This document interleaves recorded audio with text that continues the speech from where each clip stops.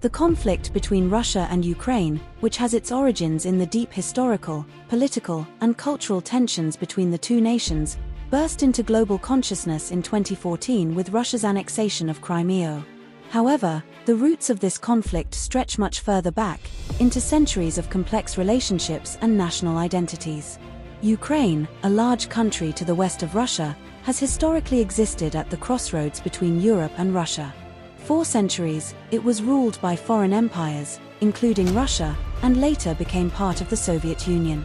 When the USSR dissolved in 1991, Ukraine gained its independence, but its identity was still deeply intertwined with Russia.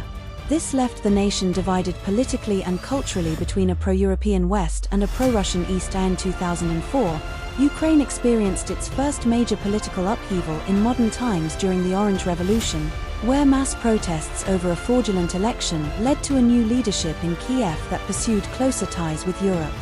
This move worried Russia, which has always seen Ukraine as within its sphere of influence.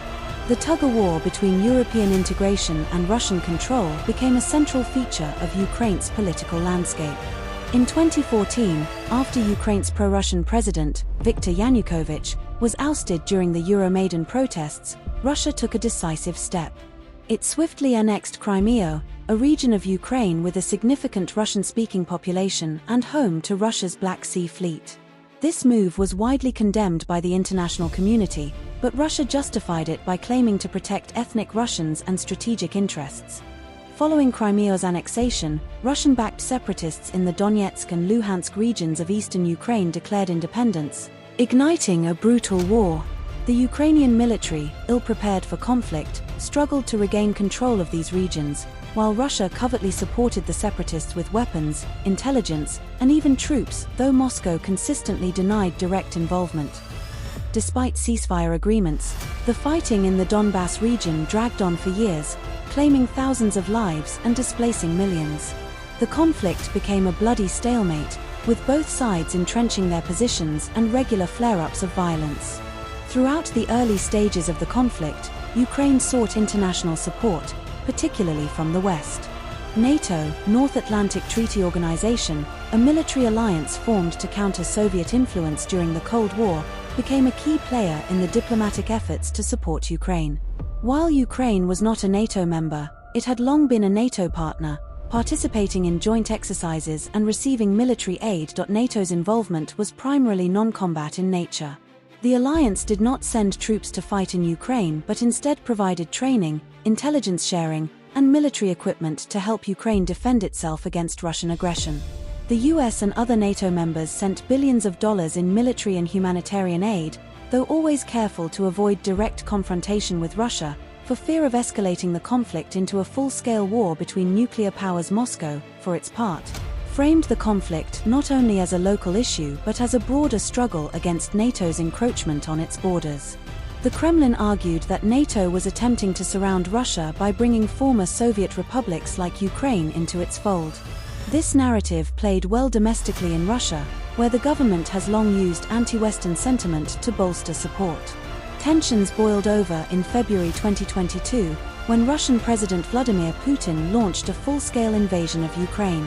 This was no longer limited to the separatist regions of the Donbass. Russian forces targeted Kiev, Kharkiv, and other major cities across the country. The world was stunned by the sheer scale and audacity of the attack, and it quickly became clear that Putin's aims extended far beyond the Donbass. He sought to topple Ukraine's government and bring the entire country firmly under Russian control. The response from the West was swift and unprecedented. The United States, the European Union, and other NATO allies imposed crippling sanctions on Russia, targeting its economy, banking system, and elite oligarchs. NATO countries dramatically ramped up their military support for Ukraine, sending advanced weaponry, including anti-tank missiles, drones, and air defense systems. However, NATO refrained from directly intervening in combat to avoid triggering a larger war. Ukraine, led by its president, Volodymyr Zelensky, mounted a fierce resistance.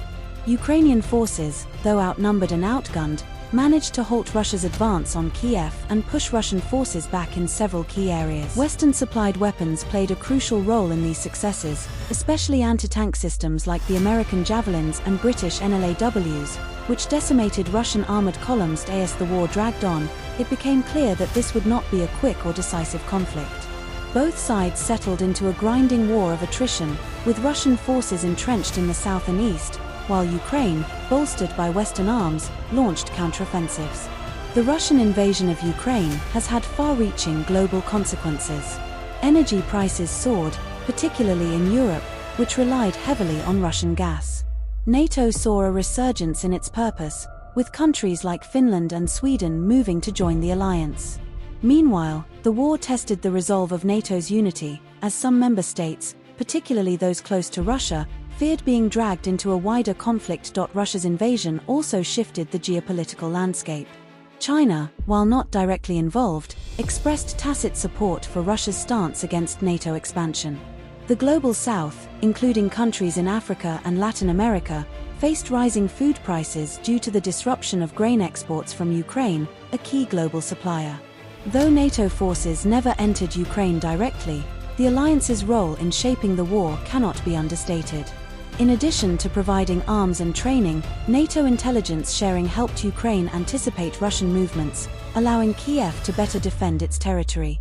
NATO troops, particularly from Eastern European countries, have been stationed in greater numbers along the alliance's eastern border, ready to respond if the conflict spills over into NATO territory. Moreover, NATO's involvement has consistently frustrated Moscow's ambitions.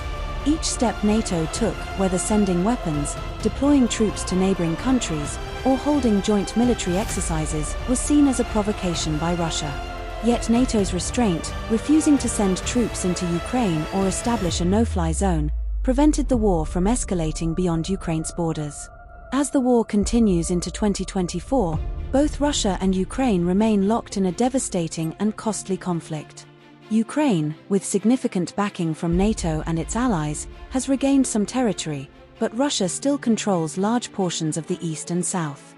Peace remains elusive, with diplomatic efforts stalled and neither side willing to make the concessions necessary for a ceasefire. For NATO, the war has reinforced its importance in the post-Cold War world, galvanizing the alliance in the face of Russian aggression. But it has also raised difficult questions about how far NATO is willing to go in defense of its partners and how to balance support for Ukraine without sparking a wider war. Ultimately, the war between Russia and Ukraine remains one of the most significant conflicts in modern history, a clash not only between two nations but between two visions of global order, one of territorial expansion and autocracy, and the other of self-determination and democracy. The final outcome of this war will shape Europe, NATO, and the world for decades to come.